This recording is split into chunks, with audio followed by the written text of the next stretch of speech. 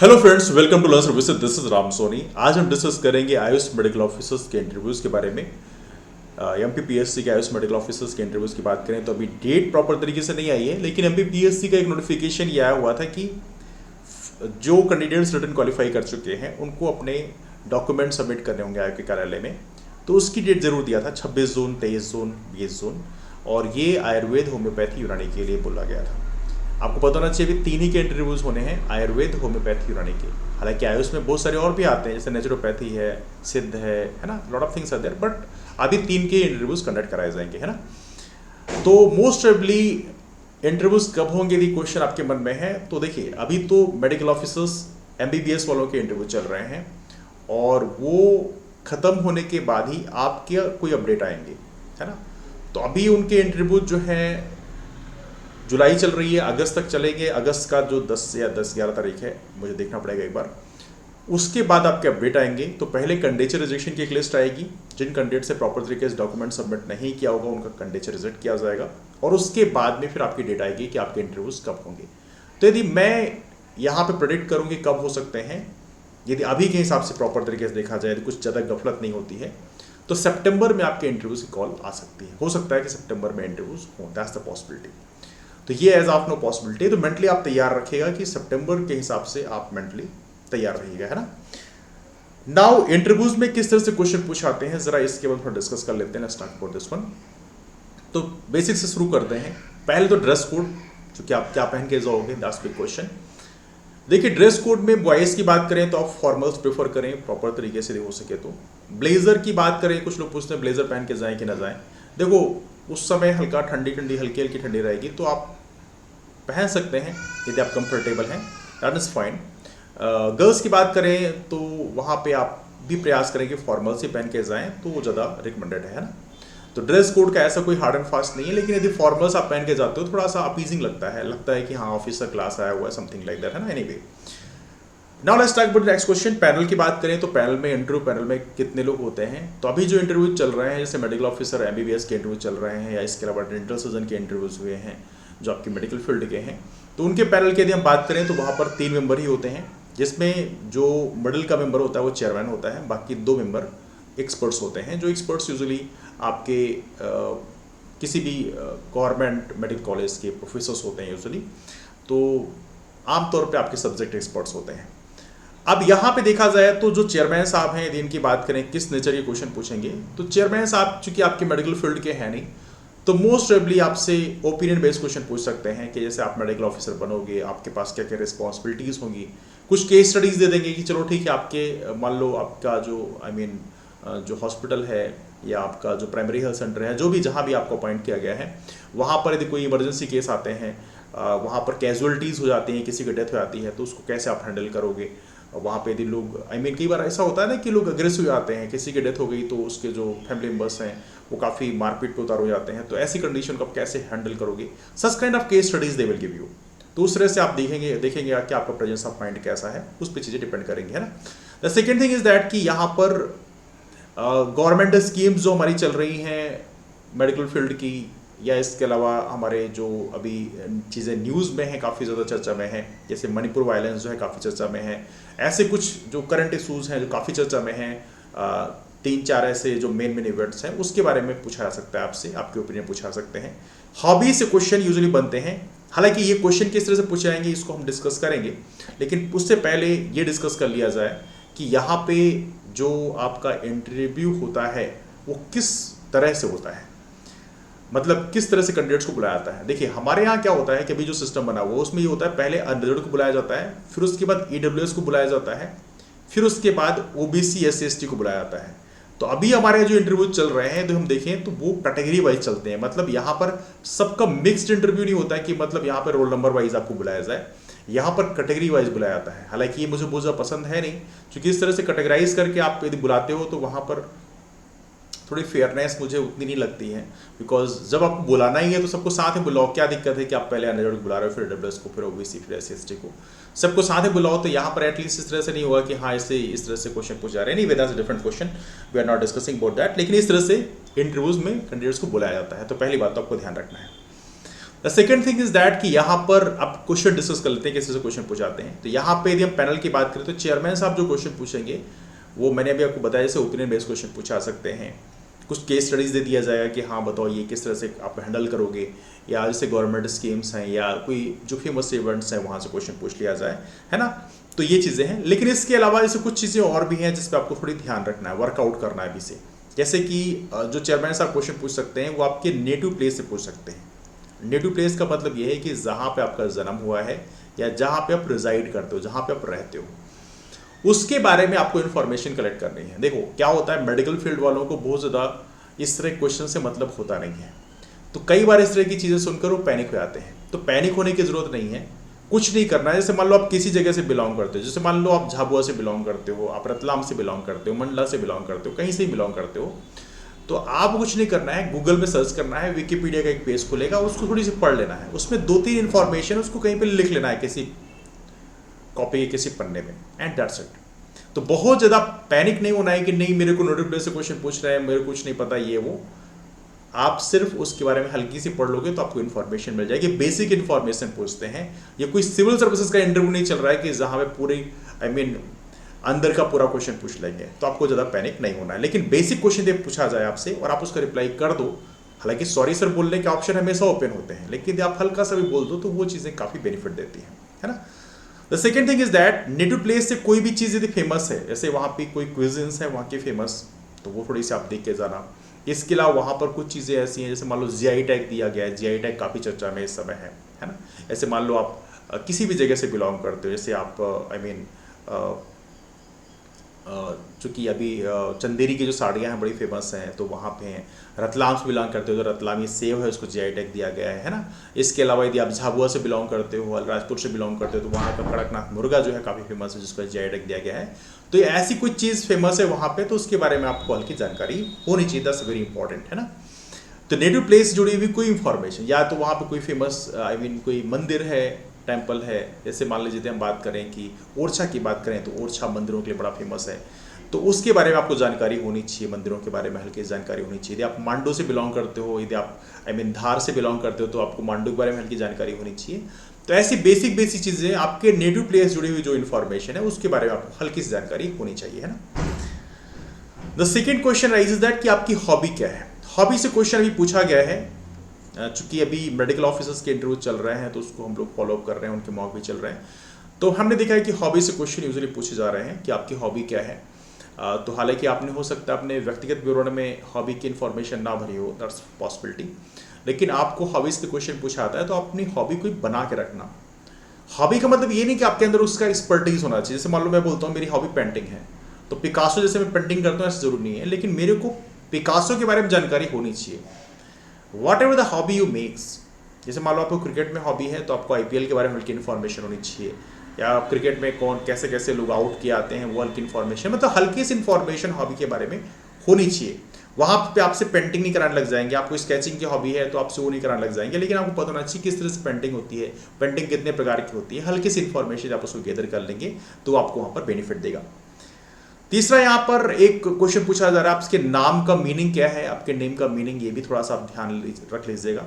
चौथा इंपॉर्टेंट है यहाँ पे आपका जो बर्थडे है, बर्थडे यदि कोई फेमस इवेंट उससे जुड़ा हुआ है तो वहाँ से क्वेश्चन बन जाते हैं। जैसे कि मेरा बर्थडे 28 जून को है, तो वहाँ पे एक बड़ी महत्वपूर्ण ट्रीटी हुई थी 1919 में, उसका नाम है ट्रीटी ऑफ वर्साइल्स। वर्साइल्स की संधि विश्व युद्ध, पहला विश्व युद्ध खत्म होने के बाद में वर्साइल्स की संधि हुई थी। वर्साइल्स एक पैलेस है बेसिकली जो कि आपके फ्रांस में है, जहाँ पे संधि हुई थी किसके बीच में, फ्रांस और ब्रिटेन एक पार्टी थे, दूसरी साइड जर्मनी थी। तो जितना भी विश्व युद्ध का खर्चा आया था जिसमें जर्मनी, वो सारा का सारा जर्मनी के ऊपर थोप दिया गया था, और कहते हैं कि जर्मनी ने अपनी उसकी लास्ट किस्त अभी कुछ साल पहले मतलब चुकाई है। तो आप सोच सकते हैं वर्साइल्स की संधि कितनी ह्यूमिलिएटिंग थी जर्मनी के लिए। हालांकि वही रीज़न बनाता है, वर्साइल्स की संधि एक रीज़न बनाता है कि जिसके कारण वर्ल्ड वॉर 2 स्टार्ट हुआ। तो हिटलर की जितना अग्रेशन था उसकी वजह भी वर्साइल्स ट्रीटी मानी जाती है। तो इस तरह से अपने बर्थडे के बारे में हल्की इन्फॉर्मेशन जब आपको होती है तो थोड़ा सा पॉजिटिव इम्पैक्ट क्रिएट करता है। यूजुअली क्वेश्चन ऐसे बनते हैं। चौथा 5वां क्वेश्चन यदि हम पूछें तो यहाँ पे जो चेयरमैन साहब क्वेश्चन पूछ सकते हैं आपसे, या बाकी जो पैनल के मेंबर क्वेश्चन पूछ सकते हैं, हमारे मध्य प्रदेश की हेल्थ कंडीशन के बारे में पूछ सकते हैं, क्योंकि अभी ये क्वेश्चन पूछे गए हैं। अभी जो मेडिकल ऑफिसर्स के इंटरव्यू चल रहे हैं वहां पे क्वेश्चन पूछा गया है मध्य प्रदेश की हेल्थ कंडीशन की। हेल्थ कंडीशन का मतलब यह है कि यहां पे हेल्थ कंडीशन में क्या क्या टर्म्स आएंगे कि मध्य प्रदेश में हेल्थ फैसिलिटी कैसी है। क्योंकि आपको पता होना चाहिए जो ग्रामीण क्षेत्र हैं वहाँ पर हेल्थ फैसिलिटी आज भी काफ़ी कम है। कई बार डॉक्टर्स जो हैं वो रूरल एरियाज़ में, ग्रामीण क्षेत्रों में नहीं जाना चाहते हैं, वहाँ पे वाइट करते हैं। तो आप कैसे उनको अट्रैक्ट कर सकते हैं, ऐसे क्वेश्चन पूछा सकते हैं। तो आप यहाँ बता सकते हो हल्का सा कि वहाँ पे हम थोड़ा इंफ्रास्ट्रक्चर में काम कर सकते हैं। जैसे कि वहाँ पे इंसेंटिव देना बस बिल्कुल पर्याप्त नहीं है। जैसे ग्रामीण क्षेत्रों में यदि आप डॉक्टर को अपॉइंट करते हो तो वहाँ पर उनके बच्चों के लिए प्रॉपर स्कूल की फैसिलिटी होती है, तो वो आमतौर पर अट्रैक्ट होते हैं कि हाँ चलो यहाँ पे एक अच्छी स्कूल है तो भी हमारा बच्चा वहाँ पढ़ सकता है। तो आप ये बता सकते हो। देखो हर जगह आपको ऑप्टिमिस्टिक थोड़ा रिप्लाई करना है। गवर्नमेंट को क्रिटिसाइज करने वाला जो एटीट्यूड है वो आपको यहाँ पे नहीं रखना पड़ेगा, क्योंकि गवर्नमेंट के अंदर आप काम करने जा रहे हो।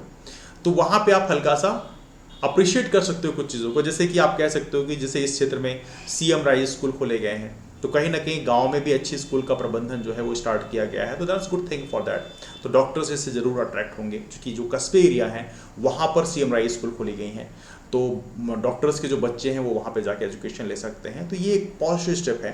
तो ग्रामीण क्षेत्रों में डॉक्टर्स को अट्रैक्ट करने के लिए हम क्या क्या पॉलिसीज ला सकते हैं, इसके बारे में आप उनको बता सकते हैं। इसके अलावा हेल्थ कंडीशन में और बहुत सारी चीज़ें आती हैं। जैसे हमारे मध्य प्रदेश की बात करें तो हमारा इन्फेंट मोर्टलिटी रेट, इसे बोलते हैं शिशु मृत्यु दर, ये काफ़ी लोवेस्ट लेवल पे है, मतलब पूरे देश में हमारा सबसे खराब लेवल पे है। तो आपसे क्वेश्चन पूछा सकता है कि इन्फेंट मोर्टलिटी रेट मतलब शिशु मृत्यु दर को हम कैसे बेहतर कर सकते हैं। तो यहाँ पे आप कुछ चीज़ों को कह सकते हो कि जैसे इंस्टीट्यूशनल डिलीवरी है जो काफ़ी इंपॉर्टेंट है। हालांकि प्रेजेंट टाइम में ऑलरेडी इंस्टीट्यूशनल डिलीवरी जो है बड़ी मात्रा में बड़े स्केल पे चल रही है। गांव में भी आप देखोगे तो इंस्टीट्यूशनल डिलीवरी को ही लोग प्रेफर करते हैं। But the second thing is that कि यहाँ पे जो आशा कार्यकर्ता हैं, आशा कार्यकर्ता जो हैं ये ग्राउंड लेवल पे लोगों को प्रेगनेंसी से जुड़े हुए जो इन्फॉर्मेशन है उसके बारे में लोगों को बताने का काम करते हैं। कौन? आशा कार्यकर्ता। तो यहाँ पे आशा कार्यकर्ता को ज़्यादा बेहतर तरीके से हम ट्रेन कर दें तो वहाँ पर इन्फेंट मोर्टलिटी रेट के केसेस को हम कम कर सकते हैं, है ना। इसके अलावा बेटर हेल्थ फैसिलिटीज हम क्रिएट करें, या इसके अलावा लोगों के अंदर जागरूकता क्रिएट करें प्रॉपर तरीके से कि किस तरह से आप अपने बच्चे को प्रॉपर तरीके से उसको ख्याल रखें, उसको किस तरह से विटामिन प्रोटीन का प्रॉपर तरीके से इंटेक करें, जिससे कि आपके बच्चे के अंदर प्रॉपर तरीके से मिनरल्स जा पाएँ, इससे उस मतलब वहाँ पे कोई कैजुअलिटी की समस्या ना हो, है ना। इसके अलावा बहुत सारी समस्याएं हैं जैसे स्टंटिंग है ना, मेल न्यूट्रिशन है, इस तरह केसेस आते हैं तो उसको कैसे हैंडल करें। तो आप बता सकते हैं इसमें अवेयरनेस क्रिएट करके या वहाँ पे हेल्थ कंडीशन को बेहतर करके हम इन चीज़ों को बेहतर कर सकते हैं। आशा वर्कर से क्वेश्चन जरूरी से बन रहा है कि आशा जो कार्यकर्ता है वो किस तरह के किस तरह के एम्प्लॉयज़ हैं, क्या वो एम्प्लॉयज़ हैं गवर्नमेंट के या एक वॉलंटियर के रूप में है। पता होना चाहिए आप लोगों को आशा वर्कर्स को as of no proper wages नहीं मिलते, they are working as volunteers, मतलब उनको सिर्फ इंसेंटिव मिलते हैं, प्रॉपर सैलरी नहीं मिलती। तो आशा वर्कर्स काफ़ी दिनों से डिमांड कर रहे थे कि दे वांट प्रॉपर वेजेस, उन्हें प्रॉपर तरीके से बाकी लोगों को प्रॉपर सैलरी मिलती है उसी तरह आशा वर्कर्स को भी सैलरी मिलना चाहिए। तो इस तरह से उनकी डिमांड थी। तो मिलना चाहिए नहीं मिलना चाहिए उसके बारे में आपके ओपिनियन क्या है, क्वेश्चन पूछा सकते हैं ना, सच काइंड ऑफ क्वेश्चन आते हैं। Maternal mortality rate Madhya Pradesh का काफ़ी खराब है, जिसे बोलते हैं मातृत्व दर। तो ये चीज़ें पता होना चाहिए कैसे इसको बेहतर कर सकते हैं। इन्फेंट मोर्टलिटी रेट होता क्या है, शिशु मृत्यु दर की बात करें तो ये पता होना चाहिए आप लोगों को कि प्रति 1000 जो जीवित बच्चे हैं 1 साल से कम उम्र के, तो उनमें से जितने बच्चों की मृत्यु आती है इसे बोलते हैं इन्फेंट मोर्टलिटी रेट, मतलब ये पर 1000 पे होता है। मैटरनल मोर्टलिटी रेट का मतलब होता है मातृत्व मृत्यु दर। इसका मतलब होता है कि यहाँ पर प्रति 1 लाख माताओं की प्रसव के उपरांत जितनी माताओं की मृत्यु आती है उसे बोलते हैं मैटरनल मोर्टलिटी रेट। और यहाँ पर ये मध्य प्रदेश का performance one of the lowest side में है, मतलब पूरे देश में सबसे खराब है। तो कहीं ना कहीं हमें इन दोनों को बेहतर करने के लिए हम क्या प्रयास कर सकते हैं, इसके लिए गवर्नमेंट के द्वारा कौन कौन सी स्कीम चलाई जा रही है उसके बारे में आपको जानकारी होनी चाहिए, है ना। जननी सुरक्षा योजना, ऐसी योजनाओं को भी आप कोट कर सकते हैं। तो कुल मिला के हेल्थ कंडीशन को बेहतर करने के लिए मध्य प्रदेश सरकार या केंद्र सरकार के द्वारा कौन कौन सी स्कीम चल रही है। जैसे आयुष्मान भारत योजना काफ़ी चर्चा में है, जो कि एक मेडिकल इंश्योरेंस स्कीम है, वहाँ 5 लाख का कवरेज मिलता है एक फैमिली के लिए। तो ये चीज़ें आपको हल्की जानकारी होनी चाहिए, कौन सी स्कीम कभी स्टार्ट की गई इसकी बारे में हल्की आप देख सकते हैं। हेल्थ कंडीशन के लिए ज़रूर मैंने प्रॉपर तरीके से वीडियोज़ बना रखे हैं हेल्थ बेस्ड टॉपिक्स पे, तो उसकी एक प्लेलिस्ट बनी हुई है, तो आप उसको देख सकते हैं। बल्कि मैं ये प्लेलिस्ट जो है नीचे डिटेल्स में आपको मिल जाएगी। इसके अलावा भी आपके लिए टेलीग्राम ग्रुप बना रखा है लर्न सर्विसेज आयुष करके, तो आप लर्न सर्विसेज आयुष करके जो हमारा टेलीग्राम ग्रुप है उसे आप ज्वाइन कर लेना, उसके लिंक मैं नीचे शेयर कर दूंगा, है ना। तो उसके माध्यम से आप लोग ज्वाइन कर सकते हैं, है ना। तो हेल्थ कंडीशन से क्वेश्चन आपसे पूछे जाते हैं, तो इसके लिए थोड़ा आप तैयार रखिएगा। जितने भी गवर्नमेंट स्कीम्स हैं या हमारे जो इंपॉर्टेंट टर्मोलॉजीज हैं उसके बारे में आपको हल्की जानकारी होनी चाहिए, बिकॉज ऐसे क्वेश्चन एग्जाम में पूछाते हैं। पांचवा इंपॉर्टेंट एरिया है आपका एकेडमिक का। देखिए, यदि आप फ्रेशर हैं तो आपसे यूजुअली क्वेश्चन पूछे जाएंगे आपके एकेडमिक्स से। एकेडमिक्स में हालांकि देखिए मोस्टली जो क्वेश्चन पूछे जाते हैं वो क्लिनिकल टॉपिक से ही क्वेश्चन पूछे जाते हैं, मतलब जो फाइनल ईयर के आपके टॉपिक्स थे। लेकिन अभी देखा गया है कि आपका जो थ्योरेटिकल टॉपिक है वहाँ से भी क्वेश्चन पूछा जाता है। देखो एक्चुअली क्या होता है कि 2-4 लोग का इंटरव्यू हो तो वहाँ पे केवल क्लिनिकल क्वेश्चन पूछे जाएँ, लेकिन जब इतने सारे लोगों का इंटरव्यूज लेना होता है तो वहाँ पर इंटरव्यू बोर्ड को भी क्वेश्चन खत्म हो जाते हैं उनके पास में, तो sometime they ask theoretical question as well. तो प्रयास करना है आपको क्लिनिकल टॉपिक में ही ज़्यादा जोर देना है, क्योंकि क्लिनिकल टॉपिक से क्वेश्चन ज़्यादा पूछे जा रहे हैं, है ना। क्लिनिकल टॉपिक से क्वेश्चन ज़्यादा पूछे जा रहे हैं, तो क्लिनिकल टॉपिक के लिए थोड़ा सा ज़्यादा आप तैयार रहिएगा, बिकॉज यहाँ से क्वेश्चन ज़्यादा बनते हैं, है ना। लेकिन जो थ्योरेटिकल टॉपिक्स हैं आपके, हल्का सा उसको भी हल्का देख लीजिएगा। क्लिनिकल टॉपिक्स में हल्का मैं ये कहना चाहूँगा कि देखिए सारा का सारा रिवाइज कर पाओ एक लिमिटेड टाइम पीरियड में थोड़ा मुश्किल है, लेकिन आप कम से कम 1-2 एरियाज को आइडेंटिफाई कर लेना और उसमें ज़्यादा आप जोर देना। उसके जो रिसेंट एडवांसेस हैं उसको आप देख के जाइएगा। कुछ नहीं करना है, गूगल में सर्च कर लेना है जो भी आपका स्पेशलाइजेशन है जिसमें आपको ज़्यादा इंटरेस्ट है, तो वहाँ पे हल्का टाइप कर लेना recent advances in this area, तो गूगल में आपको कुछ ना कुछ सजेस्ट कर देगा। 2-4 जर्नल्स आएंगे उसको आप प्रॉपर तरीके से पढ़ लीजिएगा। तो जो भी आपकी फील्ड है जहाँ पे आपको ज़्यादा इंटरेस्ट है वहाँ पे जो रिसेंट डेवलपमेंट्स हैं उसके बारे में थोड़ा पढ़ के जाइएगा। The second thing is that, जैसे ग्रामीण क्षेत्रों में यदि आपका अपॉइंटमेंट होता है तो वहाँ पे यूजुअली जो गैना के केसेस ज़्यादा आते हैं, ऐसे केसेस आते हैं, तो उसके बारे में थोड़ी सी इन्फॉर्मेशन आपको होनी चाहिए, है ना। मतलब जो केसेस ज़्यादा ग्रामीण क्षेत्रों में आते हैं उसके बारे में आपको जानकारी होनी चाहिए, और उसको कैसे क्योर करना है उसके बारे में भी आपको जानकारी होनी चाहिए। उसका प्रोसेस क्या है वो आपको प्रॉपर तरीके से पता होना चाहिए। इस तरह से क्वेश्चन एग्जाम में पूछे जा रहे हैं, इंटरव्यू में पूछे जा रहे हैं। The second thing is that experience. यदि आपके पास कोई एक्सपीरियंस है तो वो चीज़ें पता होना चाहिए। आप कहीं वर्किंग में हैं और आप प्रैक्टिस कर रहे हैं तो वो चीज़ें प्रॉपर तरीके से आपको जानकारी होनी चाहिए। किस तरह से पेशेंट्स आ रहे हैं उसको किस तरह से आप हैंडल कर रहे हैं, वो सारी चीज़ें आपको प्रॉपर तरीके से पता होना चाहिए, है ना। नाउ इसके अलावा ये तो रहे हमारे कुछ basic questions, I am sure आपको हल्की आइडिया मिल गई होगी। नाउ कैंडिडेट से कुछ क्वेश्चंस हैं जो हम देख लेते हैं किस तरह से क्वेश्चन वो पूछ रहे हैं। हालांकि there are some funny questions but still let's discuss about this one. Okay, candidate से क्वेश्चन आइए देख लेते हैं क्या क्या पूछ रहे हैं। पहला तो क्वेश्चन है कि आई कॉन्टैक्ट। ये यूजुअली कैंडिडेट्स हमसे पूछते हैं कि आई कॉन्टैक्ट कैसे रखें। वेल देखिए, कुछ कैंडिडेट से कहना ये होता है कि जब मैं, हालांकि प्रेफर ही किया आता है, सजेस्ट किया आता है कि आई कांटेक्ट अपनी आंखों पे आंखें डाल के आपको प्रॉपर तरीके से बात करनी है, बिकॉज सबसे इंपॉर्टेंट है ट्रस्ट बिल्डिंग। जब किसी, आमतौर पे बोला जाता है कि जब किसी की आंख में देख के आप बात करते हैं मतलब आपके अंदर ऑनेस्टी होती है। यदि आंख यहाँ वहाँ करके आप बात करते हो मतलब ये दिखाता है कि आपके अंदर उतनी ऑनेस्टी नहीं है ना, ऐसा माना जाता है। लेकिन कुछ कैंडिडेट से कहना ये है कि जब मैं आंखों में आंखें डाल के देखता हूँ या देखती हूँ तो मेरी दिमाग से चीज़ें निकल जाती हैं, मतलब माइंड ब्लैंक हो जाता है ना। This problem with some people. तो आप ये कर सकते हो, देखो आपको देखना तो आंखों की तरफ ही है, लेकिन आप ये प्रयास कर सकते हो आंखों के बीच में आप कहीं देख सकते हो, है ना। या मतलब कुछ आपको फेस के पास पास ही किसी एरिया में आपको देखना है, तो ये प्रयास करना है आपको कि फेस में ही देखना है।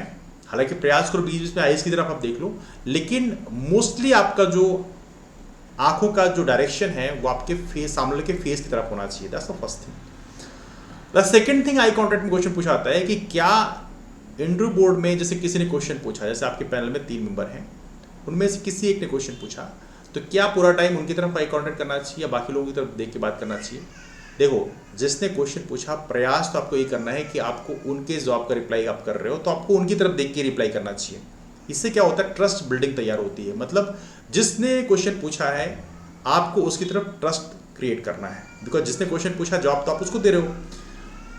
लेकिन आप हल्का ये कर सकते हो कि जैसे आप जवाब दे रहे हो तो हल्का हल्का बाकी लोगों की तरफ भी कभी कभी दे सकते हो, लेकिन प्रयास करें 90% आई कॉन्टेक्ट जो है आपका उसी मेंबर की तरफ होना चाहिए जिसने आपसे सवाल पूछा है। This is a very very important one, because यहाँ पे ट्रस्ट बिल्डिंग करना बहुत ज़रूरी है ना। तो इस चीज़ को आप विशेष ध्यान रखें कि आई कॉन्टेक्ट में बहुत ही सावधानी रखें। कई बार आई कॉन्टेक्ट यदि आपका ख़राब होता है तो आपके अंदर पुअर कॉन्फिडेंस को दिखाता है, और चूंकि आप एक पब्लिक सर्विस की जॉब में जा रहे हो, ऐसा नहीं कोई साइंटिस्ट की आप पोस्ट में जा रहे हो, आप एक पब्लिक सर्विस की जॉब में जा रहे हो, तो वहाँ पे इन चीज़ों को प्रॉपर तरीके से ऑब्जर्व किया जाता है ना। ओके, यहाँ पे क्वेश्चन पूछा गया है एंट्री से।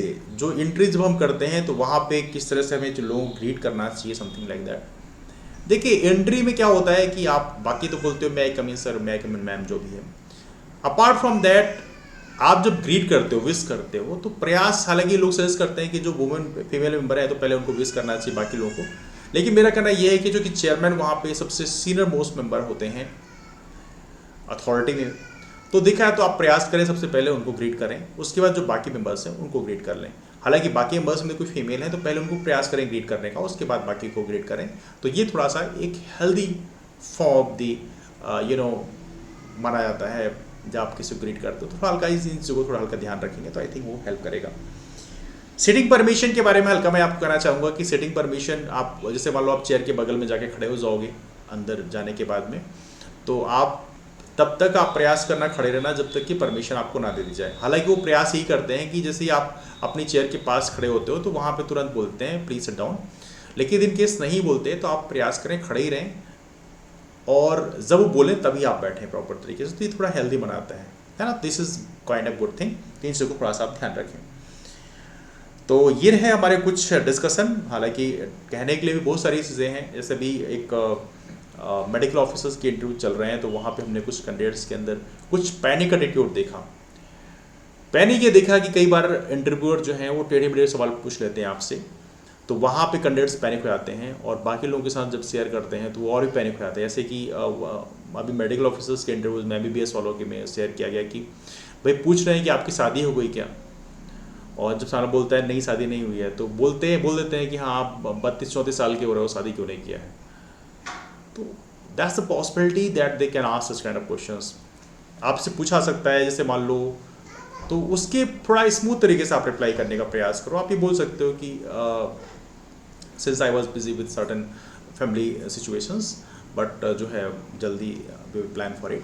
अपार्ट फ्रॉम दैट जैसे मान लो कुछ और चीज़ें भी हैं, आपसे क्वेश्चन पूछा सकते हैं। जैसे कि मान लो आप से पूछा जाएगा कि आप यदि शादीशुदा हैं और आपकी फैमिली है, तो आप यदि मेल है फीमेल है जो भी हैं, तो यदि सामने वाला जो है आपका जो भी हस्बैंड वाइफ जो भी हैं, तो यदि वो जॉब में हैं और आप किसी जगह ऑलरेडी सेटल्ड हैं, तो यदि आपको पोस्टिंग दूसरी जगह मिल जाती है तो आप उसको कैसे हैंडल करोगे। तो ऐसे भी कुछ ओपिनियन बेस्ड क्वेश्चन पूछे आते हैं, तो वहाँ पे प्रयास करें थोड़ा सा उसके लिए मेंटली पहले से आप तैयार रहिए कि आप उसकी किस तरह से जवाब दे सकते हैं। So get ready for that thing as well, है ना। इसके अलावा कई बार यहाँ पे क्वेश्चन कुछ और ही बनते हैं, जैसे कि हालांकि दैट्स काइंड ऑफ हालांकि that's very normal thing that कि कई बार ऐसा होता है कि कुछ लोग क्या होते हैं कि आप प्राइवेट प्रैक्टिस, जैसे कई बार क्या होता है कि जैसे आपने अपना डिग्री कंप्लीट किया उसके बाद में आपका गैप हो गया, जैसे मान लीजिए किसी और चीज़ की आप तैयारी कर रहे हो या PG की तैयारी कर रहे हो, समथिंग लाइक दैट, गैप हो गया और क्वेश्चन आपसे पूछा है उन्होंने कि गैप क्यों इतना हो गया, what you been doing for that time. तो कई बार कुछ कैंडिडेट्स का जो हमें कॉल आती है, दे आर आस्किंग दैट कि गैप को कैसे जस्टिफाई किया जाए। देखिए मैं आपको ये कहना चाहूँगा, गैप को बताना अच्छी बात नहीं होती है, that's not a good thing. बहुत सा गैप रखना, 1 साल 2 साल 3 साल गैप रखना, दैट्स नॉट हेल्दी थिंग। तो आप यही प्रयास करें प्रॉपर तरीके से बताने का कि I had been doing practice, और प्रैक्टिस कहीं ना कहीं आप करते ही रहो, दैट्स गुड थिंग। मतलब चाहे आप हफ्ते में 1 दिन ही प्रैक्टिस करो, लेकिन आपको प्रैक्टिस करना चाहिए, दैट्स गुड थिंग। उससे क्या होता है कि जो आपसे प्रैक्टिकल क्वेश्चन पूछाते हैं आप उसका प्रॉपर तरीके से रिप्लाई कर पाते हो। तो गैप बहुत ज़्यादा नहीं होना चाहिए, इस चीज़ को विशेष ध्यान रखिएगा, बिकॉज यहाँ पे कैंडिडेट्स जो हैं जाके अटक जाते हैं और कई बार वो बिल्कुल ब्लैंक हो जाते हैं, they don't have any words to say, है ना। तो बोर्ड के सामने इस चीज़ों को थोड़ा विशेष ध्यान रखें, हालांकि ये थोड़ा सा एक ब्लर टॉपिक है। तो ये रहे कुछ बेसिक क्वेश्चंस जिनके बारे में आज हमने डिस्कस किया। यदि आपके पास फर्दर कोई डाउट्स हैं तो आप कमेंट करके पूछ सकते हैं। एक और इम्पॉर्टेंट चीज़ है, हेल्थ कंडीशन में जो अभी क्वेश्चन पूछे जा रहे हैं तो मैं उसके बारे में हल्का डिस्कस कर लेता हूँ। जैसे कि हेल्थ कंडीशन में, हेल्थ बेस्ड टॉपिक्स में 2-4 क्वेश्चन जिससे पूछे जा रहे हैं मेडिकल ऑफिसर से, थोड़ा डिस्कस कर लेते हैं। एक तो सिकल सेल एनीमिया से क्वेश्चन पूछा जा रहा है। जैसे क्वेश्चन पूछा जा रहा है सिकल सेल एनीमिया बताओ क्या है, सिकल सेल को सिकल सेल क्यों बोलते हैं, जो कि पता होना चाहिए आप लोगों को। यूजुअली जो RBCs होते हैं आपके राउंड शेप में होते हैं, लेकिन जो सिकल सेल एनीमिया में क्या केस होता है कि जो RBCs होते हैं वो सिकल फॉर्म में आते हैं। सिकल फॉर्म का मतलब क्या है, जो आपकी हंसिया होती है, सिकल मतलब हंसिया, तो वो बेसिकली उस शेप में आते हैं, that's why it is called as sickle cell anaemia, है ना। तो उससे क्या क्या समस्या आती हैं प्रॉपर तरीके से वो वीडियो ऑलरेडी मैंने बना रखा है, तो वही मैं कह रहा हूँ हेल्थ बेस्ड टॉपिक्स पे प्रॉपर एक प्लेलिस्ट बनी हुई है 5-6 वीडियोज़ की, उसको आप देखिएगा तो वहाँ पे आपको आइडिया मिल जाएगी। तो ऐसे क्वेश्चन पूछ आ रहे हैं, या इसके अलावा जैसे हमारी जो प्रेजेंट इंद्रधनुष स्कीम आपको पता होना चाहिए, इंद्रधनुष स्कीम में जिन डिजीज को कवर किया जा रहा है वैक्सीनेशन प्रोग्राम के लिए, उन डिजीज के बारे में हल्का पढ़ लीजिएगा कि उनको कैसे आप क्योर करते हैं, है ना। तो ऐसे क्वेश्चन पूछे जा रहे हैं, तो इसके लिए थोड़ा सा आप मेंटली तैयार रहिएगा। मतलब जो भी स्कीम, जो भी या सिकल सेल एनीमिया की बात करें, इसके लिए तो प्रॉपर तरीके से गवर्नमेंट ऑफ इंडिया ने अपने बजट में प्रावधान किया था कि इसको 2047 तक हम लिमिट कर देंगे, समथिंग लाइक दैट। तो वो चीज़ें, जो चीज़ें चर्चा में हैं अभी, उसके बारे में जानकारी होनी चाहिए। जैसे कोविड-19 की बात करें, उसके लिए क्या प्रोटोकॉल्स फॉलो किए जा रहे थे, वो चीज़ें आपको जानकारी होनी चाहिए, है ना। प्रेजेंट टाइम में से हल्का सा जिस तरह से मौसम चल रहा है हमारे यहाँ, डिहाइड्रेशन की समस्याएं आ रही हैं, तो वहाँ से क्वेश्चन पूछे जा रहे हैं। जैसे ORS से क्वेश्चन मेडिकल ऑफिसर से कई बार पूछा गया है, कई सारे कैंडिडेट्स हैं जिनसे ORS से क्वेश्चन पूछा गया है ना। तो such kind of question can be asked. तो ये चीज़ थोड़ा सा आप तैयार कर रखिएगा। हालांकि मैं समय समय पे जो टॉपिक्स हैं उसको अपडेट करता रहूँगा, लेकिन आप एक काम ये भी कर सकते हैं कि लर्न सर्विसेज आयुष का हमारा जो ग्रुप है उसको भी आप ज्वाइन कर लीजिए, तो वहाँ पे भी जो अपडेट्स हैं वहाँ पे हम शेयर करते चलेंगे, है ना। तो काफ़ी लंबा डिस्कशन खींच गया, डिस्कशन को वहीं से वाइंड अप करते हैं, मुलाकात करते हैं आप लोग। फिर जो भी क्वेश्चन है, डाउट्स हैं, नीचे कमेंट कर पूछ सकते हैं, ग्रुप में भी आके पूछ सकते हैं। मुलाकात करते हैं फिर, तब तक bye, take care, have a wonderful day, keep forward and take care, that's all, thank you.